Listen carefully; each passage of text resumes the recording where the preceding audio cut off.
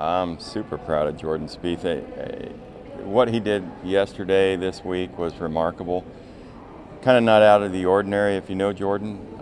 Certainly helped us win a national championship. So for us right now to have him go out there and do the things he's doing, but most especially at Augusta National in the Masters 2014, incredible and very much appreciated. His reaction was great. He's like, I'm hungry, you know? Did you expect anything less from him? Well, he has lofty goals. He wants to be absolutely the best player in the world. And he's kind of, you don't jump out there and say those things, but I know that's his vision. And I know that he also wants to play in the Ryder Cup, and I know he wants to win a major championship, and I know that he wants to win multiple major championships. He's the only guy on the planet other than Tiger Woods to win multiple United States Junior Championships. Never happened before, other than Tiger. So you get in rarefied air. You can't certainly compare him with that just yet, but he's talking to the right people, Ben Crenshaw, Tom Kite, around Justin Leonard up there in Dallas. They're the guys that can really give him the guidance now because they've won major championships. They're Longhorns, and we're really lucky that we've got this group to work with. Sorry. How big is it for your program to have such a prominent alum, such a prominent guy, not only won a national title, but he's everywhere? Well, one of the cool things about the Masters is a lot of people watch that. It's not just the average golf fan that watches the Masters. And that sets that telecast apart from any other major championship. So to have Jordan do that, and for the entire week it's Texas, Texas, Texas, he is a gold-plated billboard for us right now.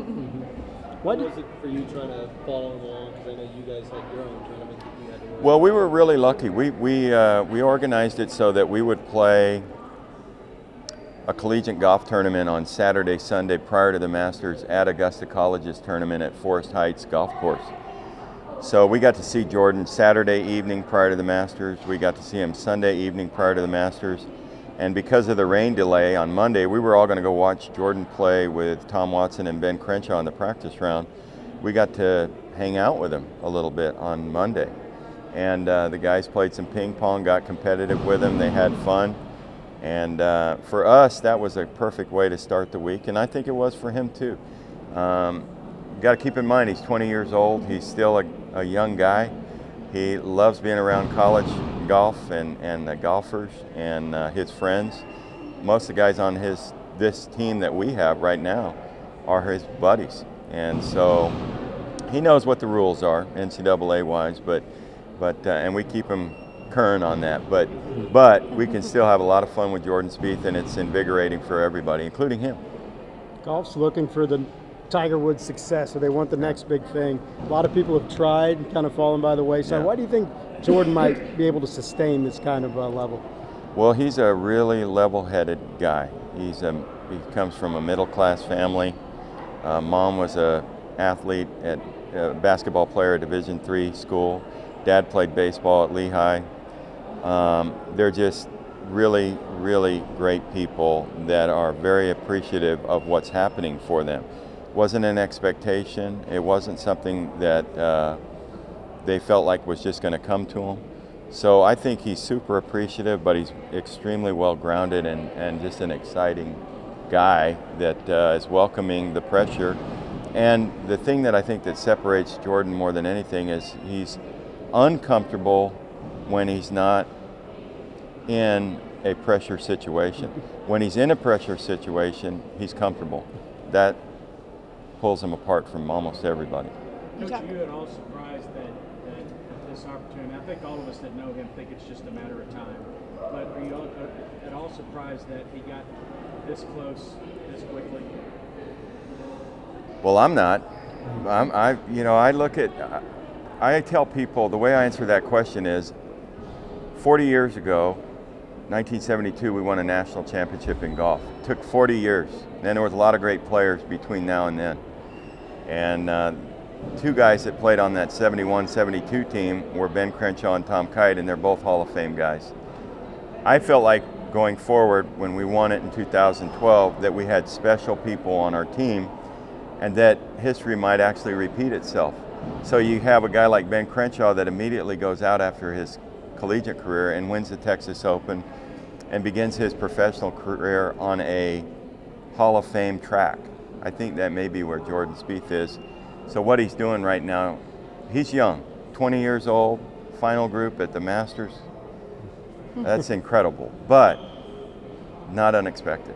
Do you stop and think about, like, it was 3 years ago, we were out at Jimmy Clay watching this guy wrap up a state title. Right, right. I mean, that's nuts. Right. That's like, the only person I can compare that to is Magic Johnson, because I think he won a state championship 1 year, went to college for 1 year at Michigan State, won an NCAA, and then next thing you know, he's playing for an NBA championship the next year, 3 years in succession. And I think that's comparable with Jordan, because state championship, Yeah. NCAA championship, and then right there at the Masters, and already won on the PGA Tour, and played in the President's Cup. John, what did you see from him emotionally during the back nine? There was the one where he hit a shot and kind of, knocked through his club. Just Right. Clearly frustrated. CBS kept showing that again and again. Right. What do you think of his emotions? Controlling them, I guess. Yeah, it's similar to Tiger. Tiger, as he was growing up in golf, is out there in front of everybody. Again, 20 years old, 19 years old. There's going to be a little bit of that, and he's recognizing that, and he wants to, kind of put that in a bottle maybe, but the energy that he has, every once in a while I think is going to overflow, and you're going to see something similar to that. So it didn't bother me at all, and there wasn't anything that he said that was,